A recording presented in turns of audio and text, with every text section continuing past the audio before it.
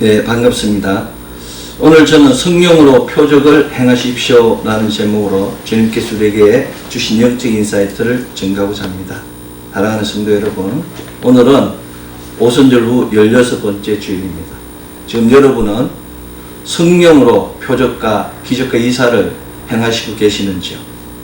표적은 하나님 은혜가 나타나는 자치입니다. 하나님께서는 표적을 통하여 당신께서 우리와 함께하고 계심을 증거하고 또 힘을 주십니다. 하나님의 사람들은 하나님 주시는 이 표적을 통하여 범사를 경계하고 또 내일 일을 준비해야 합니다. 기적은 하나님의 권능을 통하여 나타나는 불가사의한 일입니다. 하나님께서는 기적을 통하여 성도들이 감당할 수 없는 일들을 해결해 주시며 문제가 막히고 어려운 일에 직면했을 때 담대하게 나가게 하십니다. 죽을 병에 걸린 사람들, 깊은 바다에 침몰된 사람들, 갑자기 비행기가 폭발했을 때 인간의 힘으로는 어떻게 할 수가 없습니다. 인간의 지식으로는. 그때 하나님께서 그 손을 펼치어서 당신을 나타내는 것입니다. 만약 기독교에 기적이 없다면 누구도 하나님을 믿지 않습니다. 이사는 하나님이 예정하심을 보여주는 인간의 상식으로는 생각할 수 없는 기이한 일을 가리킵니다. 하나님을 믿는 사람들이 표적과 기적이라고 부르는 것을 하나님을 믿지 않는 사람들은 이사, 곧 기이한 일이라고 부릅니다. 만약 사람이 뜻대로 모든 것이 된다면 이 세상은 벌써 멸망했을 것입니다. 이 땅의 인구가 75억인데 서로 자기 뜻대로만 된다면 세상이 어떻게 되겠습니까? 모두가 이기고자 하는 겁니다. 모두가 들어가고자 한다면 이 세상은 어떻게 돌아가겠습니까? 하나님께서는 자연과 인간계에 규칙을 주시고 그 규칙 안에서 모든 것을 운행하게 하셨습니다. 이 규칙을 벗어나는 것이 바로 이사입니다. 재밌는 것은 믿는 사람들은 이사를 표적과 기적이라고 부릅니다. 그런데 믿음이 부족한 사람도 표적과 기적을 믿지 않는 사람들과 똑같이 이사로 부른다는 사실입니다. 믿음이 부족하면 하나님이 표적과 기적을 주도 그것이 표적인지 기적인지 알지를 못하는 겁니다. 그러나 믿음의 사람은, 아주 신심이 돈독한 사람은 일상사의 모든 일들이 다 표적이며 이적으로 다가오게 되는 것입니다. 걸을 수 있는 권력이 있고 먹을 수 있는 식욕이 있고 일할 수 있는 체력이 있고 기도할 수 있는 영역이 다 표적과 기적과 이사입니다. 그래서 감사가 넘치게 되는 것입니다. 범사에 감사가 넘치는 거예요. 바로 이 온전한 믿음은 절대 감사, 이 감사의 믿음에서 시작합니다. 우리에게 감사가 없다면 우리는 표적을 보지 못합니다. 기적을 보지 못합니다. 놀랍게도 하나님 주시는 표적과 기적과 이사는 하나님의 구속사를 위하여 이 땅에서 창세부터 지금까지 나타나고 있습니다. 하나님께서 처녀의 몸에 잉태하여 성육신 하신 것, 독생자 예수께서 처녀의 몸에 성령으로 잉태한 것이 바로 표적이며 기적이며 이사입니다. 사람은 믿지 못합니다. 하나님이 사람이 어떻게 처녀의 몸에 혼자서 잉태해서 나올 수가 있겠습니까? 그러나 하나님이 처녀의 몸에 잉태한 이 성육신, 인카네이션을 믿는 것이 바로 우리 믿음이며 표적과 기적과 이사를 보게 하는 것입니다. 하나님께서 독생자 예수 그리스도의 십자가 대속과 구속을 통하여 우리의 모든 죄를 도말하신 것, 그게 바로 표적이며 기적이며 이사입니다. 우리의 모든 죄를 도말하신 예수 그리스도의 구속과 대속을 믿는 것이 바로 믿음입니다. 믿지 않는 사람은 안 믿습니다. 십자가 사건을.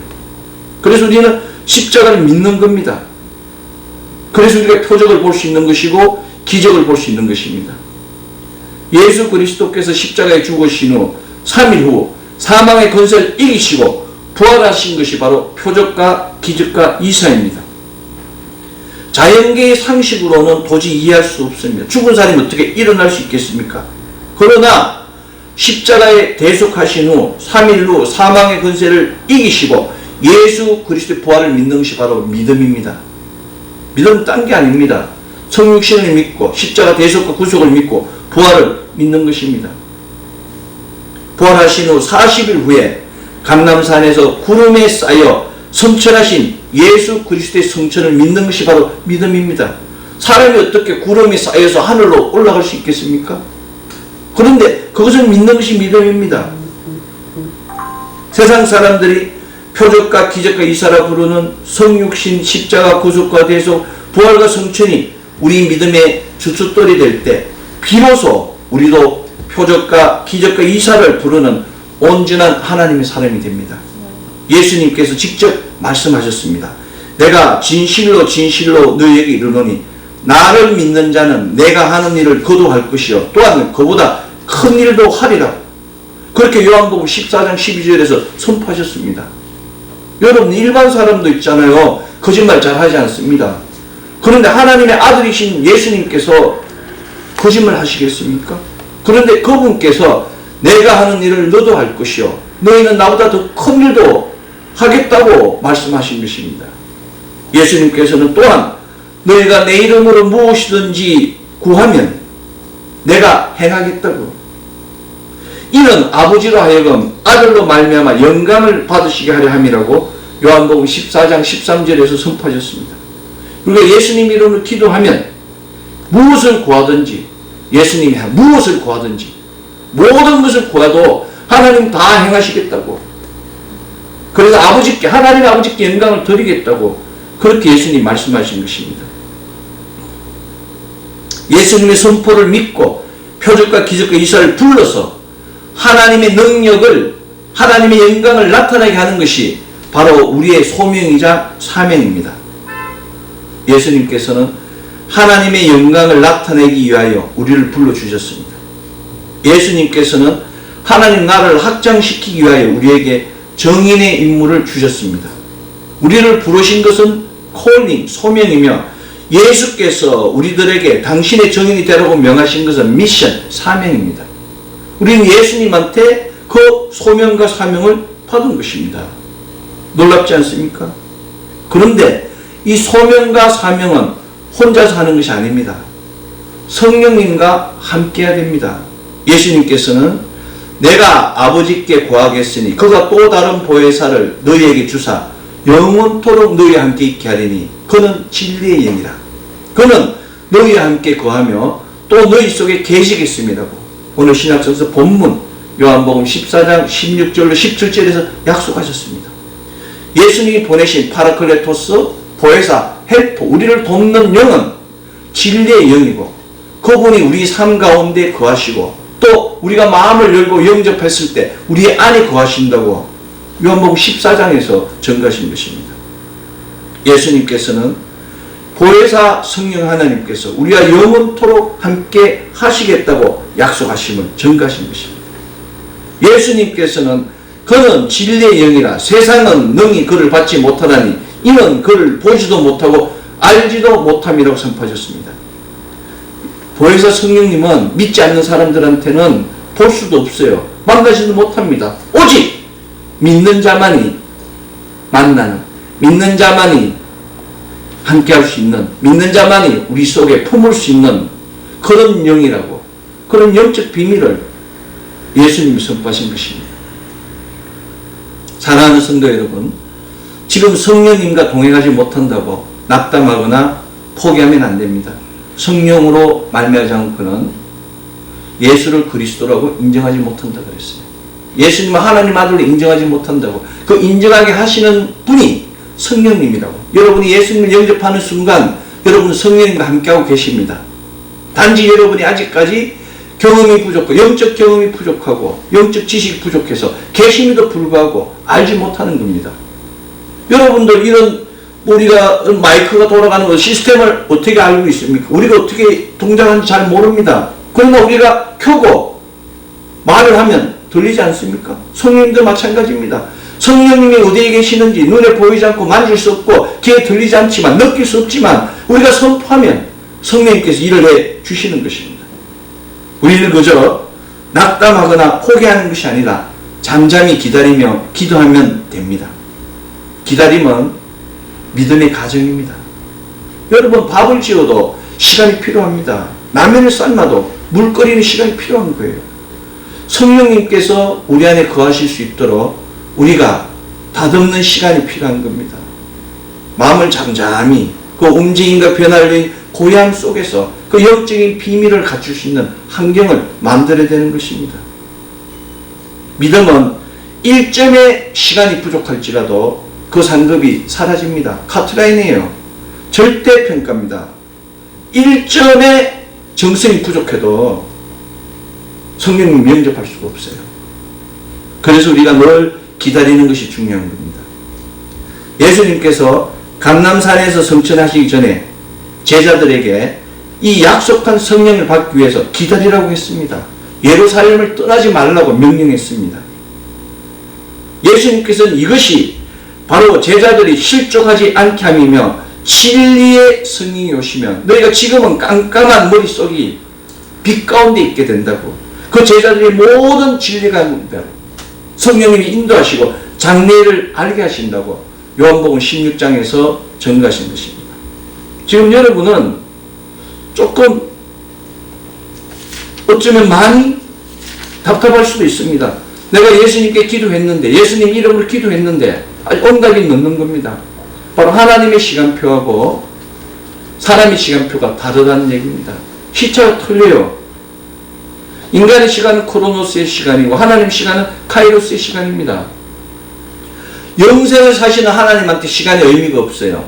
그러나 일회뿐인 인간, 유한한 생명 이 인간은 시간이 급한 겁니다.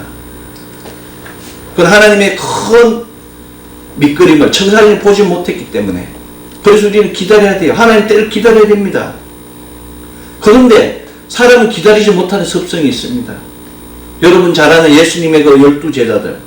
예수님의 제자들이 3년 동안이나 예수님과 동행하며 말씀을 배웠음에도 불구하고 갈보리 십자가 사건 이후에 단 3일도 참지 못하고 부활하는 3일도 참지 못하고 어떤 제자는 엠마오로 내려가고 어떤 제자는 갈보리 바다에 가서 벌써 검을 던지고 있습니다. 얼마나 안타까운 일입니까? 예수님과 3년이나 동거하며 밥도 같이 먹고 모든 생활을 같이 한 말씀도 배운 그 제자들이 표적도 보고 죽은 자도 살리고 없는 것도 있게 하신 그 하나님의 표적을 본 제자들이 다 떠나간 겁니다. 기다리지 못하고. 성령 받지 못한 제자들은 오늘 구약성서 본문 잠언 26장 11절 개가 그 토한 것을 도로 먹는 것 같이 미련한 자는 그 미련한 것을 거듭 행하리라의 말씀과 같이 갈보리 언덕 십자가 사건 후에 다시 자신의 고향으로 돌아가서 세상 것을 먹었습니다. 그리고 미련한 행위를 또 하는 겁니다. 이것이 인간입니다. 그러나 오순절 마가다락방에서 성령 받은 베드로 선생은 배교한 자를 향하여 개가 그 토하였던 것에 돌아가고 돼지가 씻었다가 더러운 구덩이에 도로 누웠다 하는 말이 그들에게 응하였다고 질책하며 의의 도를 안 후에 받은 거룩한 명령을 저버리는 것은 차라리 그들보다 낫다고 이야기합니다. 예수님을 믿고 떠나가면 용서받지 못한다고 베드로가 질책한 것입니다. 베드로는 거짓 교사들과 배교자들의 실상을 제시한 후에 예수 그리스도를 믿은 후에 실족하여 세상으로 돌아가면 그 형편이 처음보다 더 심하다고 질책한 것입니다. 이것이 바로 성령님과 동행하는 자와 성령님과 동행하지 못한 자의 차이입니다. 믿음은 경험입니다. 베드로가 어떤 사람입니까? 베드로가 성령 받지 못했을 때 나는 예수를 알지 못한다고 3번이나 부인하고 도망다닌 사람입니다. 그런데 그 베드로가 자신의 부끄러운 경험들을 인정하고 자신에게 맡겨진 약물에게 자신처럼 돌아가지 말라고 돌아가는 인생이 되지 말라고 권면한 것입니다. 이게 바로 믿음의 선진입니다. 인간은 누구나 연약하고 죄 가운데 있기 때문에 실수할 수 있어요. 넘어질 수 있습니다. 그러나 그것을 인정하고 다시 넘어지지 않으면 되는 겁니다. 그리고 자신의 경험을 다음 세대에 전하는 겁니다. 그랬을 때 다음 세대는 같은 실수를, 같은 가오를 되풀이하지 않게 되는 것입니다. 사람이 연약하여 믿음을 지키는 것이 매우 어렵다는 것을 잘 아신 예수님께서는 믿음을 지키기 위하여 예루살렘을 떠나지 말고 약속하신 성령이 오실 때까지 기다리라고 그래서 명령하신 것입니다. 예루살렘이 어떤 곳입니까? 지루살렘, 이루는 도시예요. 샬롬은 평화입니다. 평화의 도시 예루살렘은 아브라함의 모리아 제단이 있는 곳이고, 다윗의 아라우나 타작마당 제단이 있는 곳이고, 솔로몬 성전에 그 제단이 있는 곳입니다. 모리아 제단은 여러분 창세기 22장 잘 알지 않습니까? 아브라함이 그 이삭을 낳아서 하나님께 번제로 드리기 위해 세운 제단입니다. 그런데 하나님께서는 이삭 대신 순영소를 예비하신 야의 일의 역사에 그 역사가 있는 곳이 바로 모리아 제단입니다. 아브라함은 100살에 얻은 아들 이삭을 하나님께 드리기로 결단했습니다. 모리아 제단은 아브라함의 결단의 역사가 있는 곳이고, 거기에 대비한 하나님의 축복, 모든 것을 예비하시는 야의 일의 역사가 있는 곳이 모리아 제단입니다. 곧 우리를 향한 하나님의 구속사를 예표하는 것이 바로 하나님의 역사가 있는 곳입니다. 이삭의 씨를 통해서 예수님께서 나오시지 않았습니까? 다윗의 아라우나 타작마당은 어떤 곳입니까? 다윗은 하나님 뜻을 저버리고 인구조사를 했습니다. 그래서 하나님 심판하는 겁니다. 내가 너에게 여오는 네 죄가 있으니 네가 세 개 중에 하나를 선택해라. 7년 기근과 석 달 도망 다니는 것과 3일간의 전염병 중 세 개 중 하나를 선택하라 그랬어요. 다윗은 무엇을 선택했겠습니까? 7년을 선택했겠습니까? 3개월을 선택했겠습니까? 3일을 선택했겠습니까? 3일을 선택한 겁니다. 3일을 선택하는 순간 그 시로 이스라엘에 질병이 있어, 전염병이 생겨서 7만 명이 그냥 죽은 겁니다. 다윗이 이것을 보고 회개하며 하나님, 내가 잘못했습니다. 그래서 제단을 세운 게 아로노 타작마당입니다. 사무엘하 24장 15절은 여호와께서 그 아침부터 정하신 때까지 전염병을 이스라엘에게 내리시니 단에서부터 브엘세바까지 백성의 죽은 자가 7만 명이라고 기록하고 있습니다. 다윗 한 사람으로 이스라엘 백성 7만 명이 죽은 것입니다. 그러나 다윗이 회개하고 아로노 타작마당에서 번제와 화목 제사를 드리는 순간 하나님의 재앙이 멈춘 곳이 아로노 타작마당입니다. 모리아 제단은 결단의 역사가 있는 곳이지만 이 아로노 타작마당은 회개의 역사가 있는 곳입니다. 결단의 역사가 있는 곳에 준비하시는 야일의 역사가 있는 것이며, 회개의 역사가 있는 곳에 재앙이 멈추는 역사가 있게 되는 것입니다. 용서의 역사, 사랑의 역사가 있는 것입니다. 예루살렘은 아라우나 타작마당에서 다윗의 죄로 말미암아 이스라엘이 임한 하나님 재앙이 사라지는 하나님의 용서가 있는 곳입니다. 또한 예루살렘은 솔로몬 성전에 제단이 있는 곳입니다. 여러분, 솔로몬 성전 제단에서 이스라엘 백성들이 매일 아침 저녁으로 번제를 드렸어요. 소를, 제사를 드립니다. 그래서 그 번제를 통하여 죄 용서를 받고 절기를 통하여 하나님과 만나는 장소가 솔로몬 성전입니다. 그래서 죄 용서를 받고 은혜를 보여받는 곳이에요. 온 이스라엘에게 하나님의 은혜가 부어지는 제단이 솔로몬 성전입니다.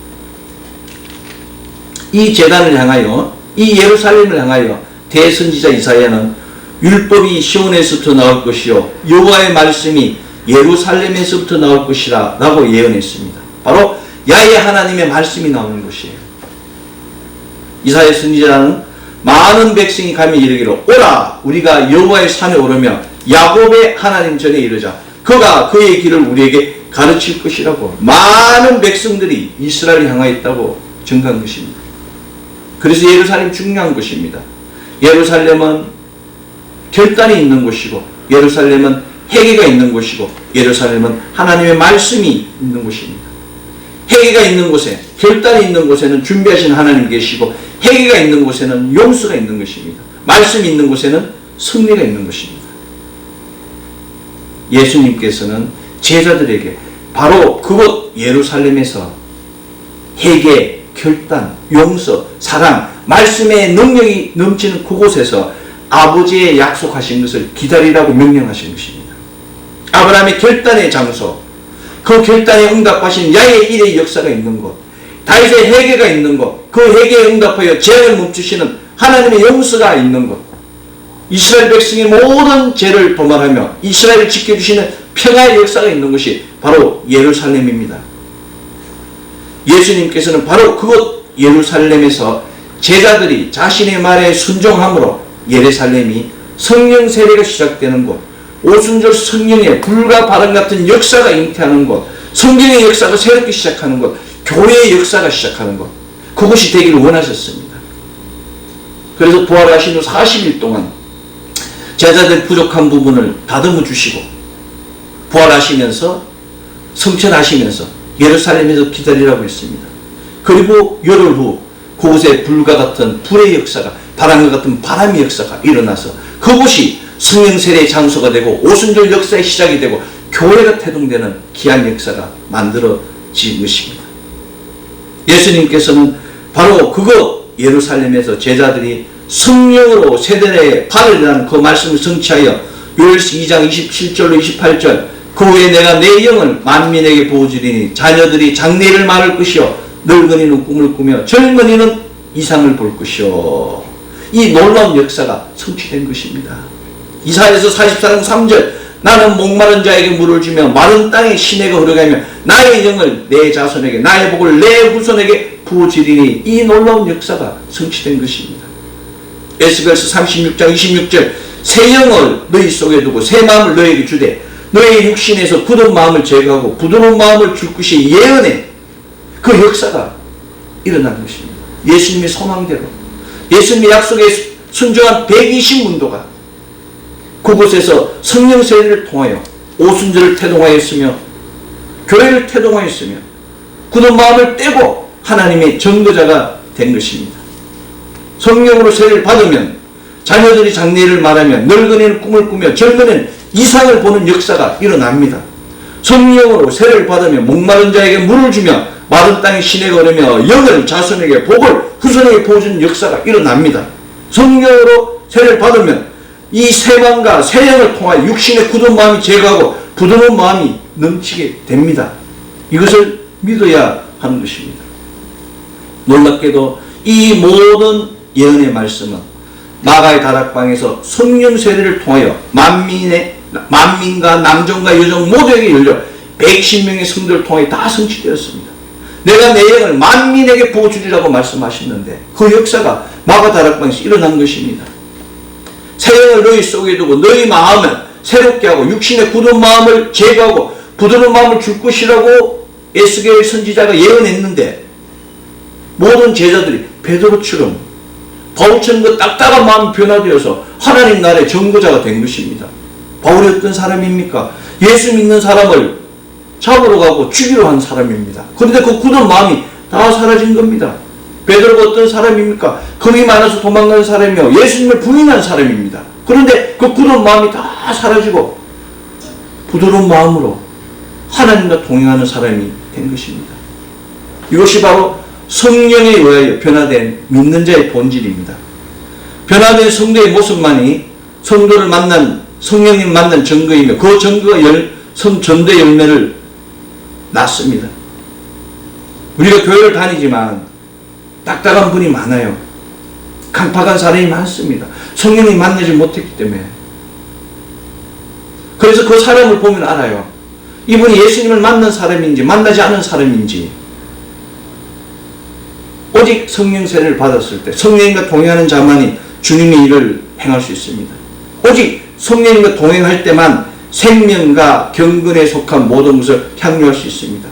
오직 성령님과 동행할 때만 믿는 자들에게 이런 표적이 따르리니 곧 너희들이 내 이름으로 귀신을 축출하며 새 방언을 말하며 뱀을 집어올리며 무슨 독을 마실지라도 해를 입지 않으며 병든 사람에게 손은질 나아가야 역사가 일어나는 것입니다.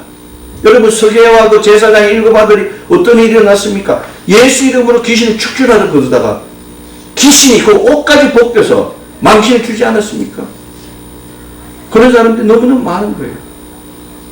그러나 믿는 자는 예수님 믿는 순간 바로 표적과 기적과 이사가 나타나는 겁니다. 자기가 원하지 않아도 기도하지 않아도 하나님께서 우리 쓸 것을 미리 예배해 놓으세요. 방향을 지정해 주시는 것입니다. 이것이 바로 믿음입니다. 이것이 바로 성령님과 동행하는 자의 권능과 권세입니다.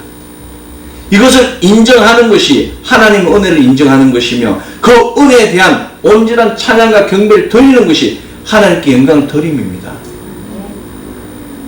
안타깝게도 요즘 하나님께 영광을 돌리는 사람이 점점 줄어들고 있는 것 같습니다. 내가 기도하면 이렇게 된다는 사람이 너무너무 많아요. 살아있는 능력이 나타납니다. 내가 목사가 안수하면, 내가 예언하면 일이 일어났다고 하는 사람이 너무너무 많습니다. 하나님 영광이 사라지고 있어요. 부끄러운 일입니다.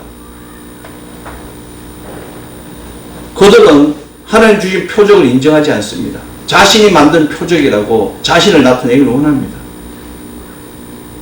반드시 문제가 생깁니다. 시간이 지나면. 그래서 위대한 주의 종들이 말년에 무너지는 겁니다. 위대한 장로님들, 위대한 성도들, 믿음 좋은 사람들이 말년에 그 뒤에 그 어두운 것이 드러나서 망신을 당하는 일이 얼마나 많습니까? 죽었어도 마찬가지입니다. 하나님은 우리의 머리카락까지 다 알고 계세요.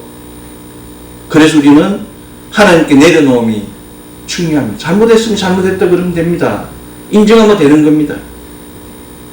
표적은 삶의 무탈입니다. 세상이 진동하고 사회가 요란할지라도 하나님께서 천군 천사를 통하여 우리 삶을 무탈하게 지켜주심을 믿으십시오.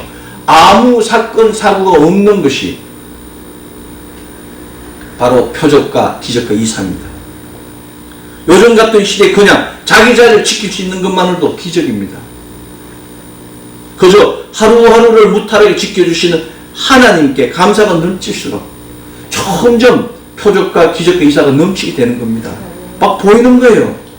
자녀들이 무탈한 게, 자녀들이 좋은 직장 다니는 게, 그냥 사람들하고 만나는 것이 그냥 감사할 뿐이 그게 표적입니다.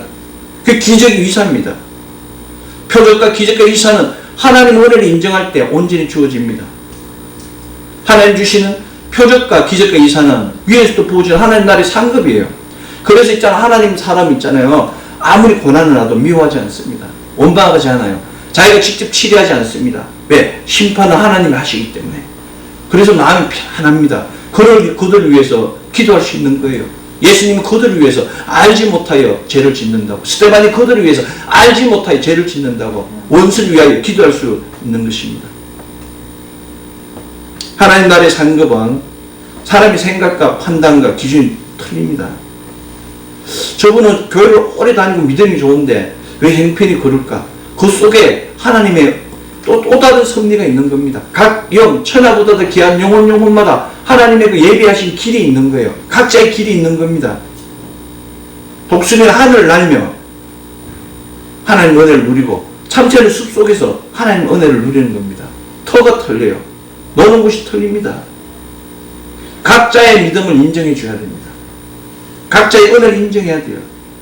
믿음의 크기는 다른 게 아닙니다. 은혜를 인정하는 크기입니다. 능력의 크기가 아니고 하나님께서 이렇게 하시는 은혜의 크기가, 그게 바로 인정하는 겁니다. 한 100억을 가진 사람이 돈 1,000원 아무것도 아닙니다. 그런데 매일 휴지 주는 할머니한테 1,000원은 큰 돈이에요. 은혜의 크기가 틀린 겁니다. 우리는 죄인인데 하나님이 우리를 자녀 삼아 주셨어요.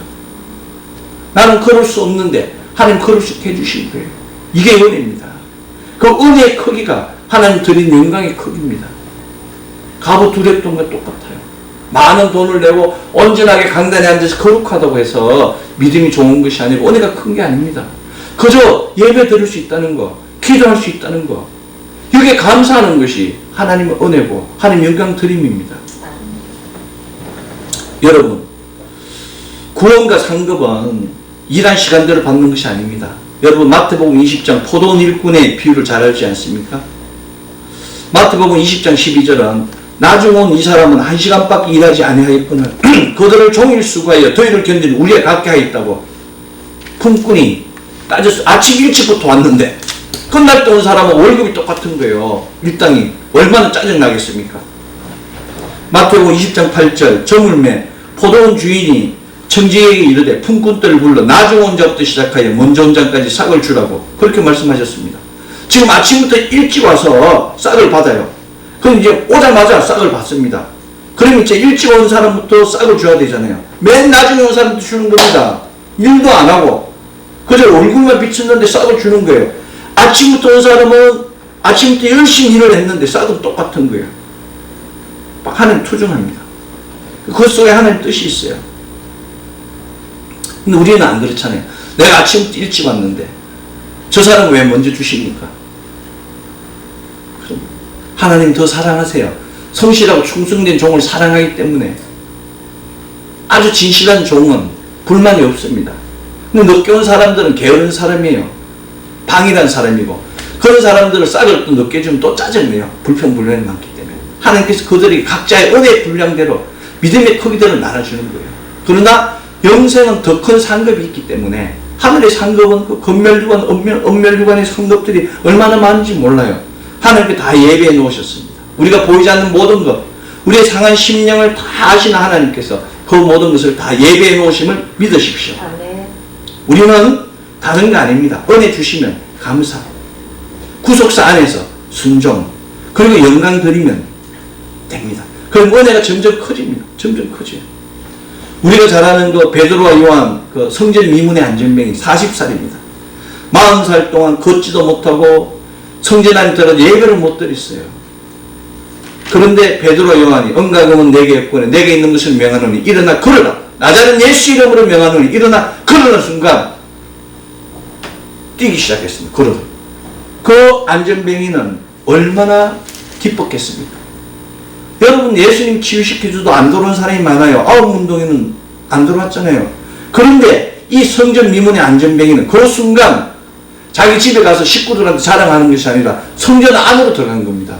성전 안에 모든 사람, 예배 드리는 사람 앞에서 걷고 뛰고 찬양하면서 성전들에서 하나님께 영광을 돌렸습니다. 40년 동안 그 성전에 들어가서 예배 보기를 얼마나 감격했겠습니까? 그러나 그곳에는 장애인은 들어갈 수가 없어요. 장애인은 총회에 가입도 안 됩니다. 여자들도 예배를 드릴 수가 없어요. 어린아이도 예배를 드릴 수 없는 게 구약의 법입니다.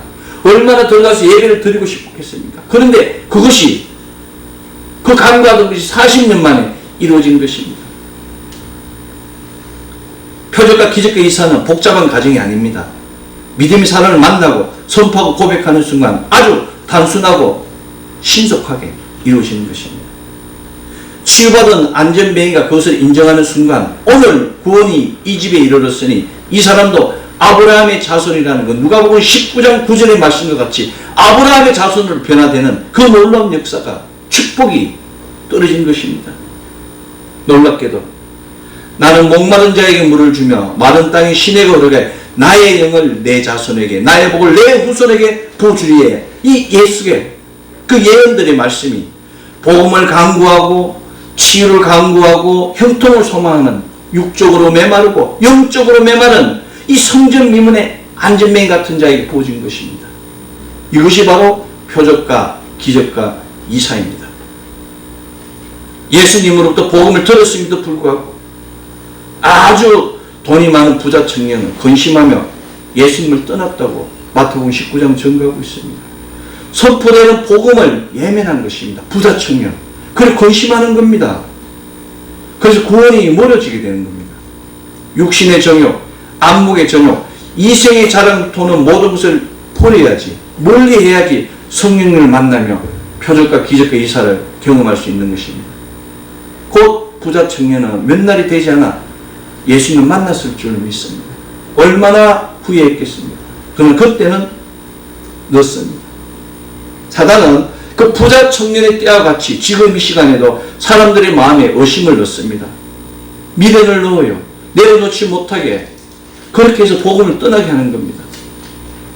이러한 자들은 심판의 날에 바로 조롱당하고 그 유혹의 욕심을 후회하게 되는 것입니다.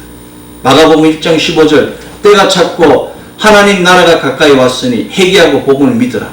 이 말씀과 같이 구원의 손길을 쫓아서 성전 미문의 안전뱅이가 적극적으로 복음을 믿은 것과 같이 내가 지금 부족한 것이 있을지라도 하나님께 고백하면 하나님 역사가 일어날 줄로 믿습니다. 베드로 선생은 베드로전서 4장 7절 만물의 마지막이 가까이 왔으니 그러므로 너희는 정신을 차리고 근신하여 기도하라고 선포하며 각각 은사를 받은 대로 여러 가지 은혜를 받은 선한 청지기 같이 서로 봉사하라고 권면하였습니다. 깨어있으면 되는 겁니다. 정신을 차리면 되는 거예요. 기도하면 되는 것입니다. 지금이 바로 그때입니다. 오늘 구약성서 본문 잠언 26장 11절 개가 그 토한 것을 도로 먹는 것 같이 미련한 자는 그 미련한 것을 거듭 행하리라의 말씀을 버리고 우리 속에 있는 모든 더러운 것을 통하고 다 버리고 구분되고 구별된 삶을 살아야 합니다. 여러분, 어느 시대나 혼란했습니다.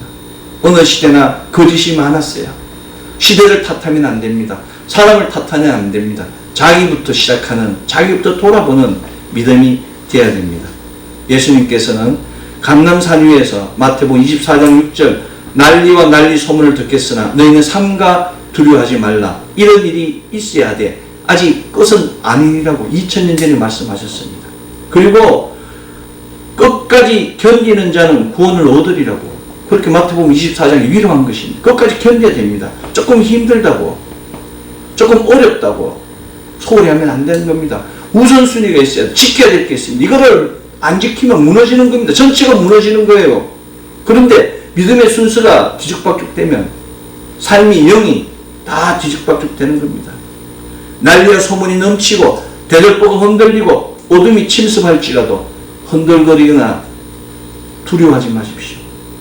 하나님 역사는 합력하여 선을 이루는 역사입니다. 오늘 신약성서 본문 내가 아버지께 구하겠으니 그가 또 다른 보혜사를 너에게 주사 영원토록 너희와 함께 하시겠다. 그는 진리입니다. 그는 너희와 함께 거하시고 너희 속에 거하시겠다고 오늘 신약성서 본문의 말씀에서 분명히 말씀하셨습니다. 우리와 함께 계시고 우리 안에 거하시는 성령님을 통하여 표적과 기적과 이사를 이루는 우리 모두가 되어야 합니다. 요즘 세상이 혼탁하고 어지럽습니다. 그럴지라도 세상을 바라보며 사람을 바라보며 미워하지도 겁내지 마십시오. 우리는 그저 담담히 기도하며 성령님과 동행하면 모든 문제를 성령님께서 간섭하여 주십니다. 이것이 바로 믿음의 원칙이며 믿음의 원칙을 행하는 것입니다. 우리 모두는 성령 하나님 강건하심을 통하여 모리아 제단과 같이 아브라함의 결단은 그 결단의 역사를 통하여 아라우나 타작마당에서 다윗에게 같이 회개의 역사를 통하여 마가다락방의 성령 기름 부음의 역사를 통하여 표적과 기적과 이사를 경험해야 됩니다. 말씀을 믿으십시오. 말씀 안에서 용서를 꿈꾸면 그대로 됩니다. 말씀에 운행하시는 성령님을 믿으십시오. 거룩하고 성령 충만하게 됩니다. 질병이 있고 치유받기 원하면 말씀 잡고 기도하십시오. 성령님께서 치유해 주시는 것입니다. 아브라함의 복과 형통을 꿈꿀지 지금 가진 것이 없을지라도 소망을 가지고 기도하십시오. 바라는 것들이 실상으로 나타나게 된 것입니다. 성령님께서 일해 주시는 것입니다. 믿을 때 표적과 기적과 이사가 나타납니다. 늦어지더라도 염려하지 마십시오. 하나님의 때가 있습니다. 예수님께서 반드시 우리를 지켜주십니다. 오직 예수님만 바라보면 오직 예수님만 찬양하기만 하면 하나님 역사가 일어나는 것입니다.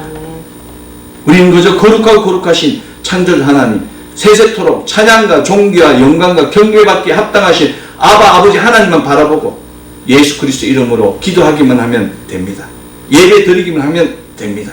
지금 이 시간 모든 괴로움과 시련, 슬펐던 일, 원망스러웠던 그 세상 일들, 어둠의 일들을 모두 십자가 아래에 내려놓고 예수 그리스도의 보배로운 피와 권능과 건세를 통하여 성령 하나님의 기름 부음을 통하여 문제가 풀리고 열리고 해결되며 표적과 기적과 이사가 넘치는 가정자녀 기업되기를 소망합니다. 오순절로 16번째 주일 우리 주 예수 그리스도의 몸된 교회 안에서 성령 세례의 역사를 통하여 성령님과 동행하며 그 요엘서 이사야 예수께로 예언된 일들의 증거자가 되어서 성령 받은 자의 권능과 건세로 세상의 모든 염려, 걱정, 근심을 해결하고 하나님 나라의 상급이 넘치는 가정자녀 기업되기를 소망합니다. 아멘. 기도하겠습니다.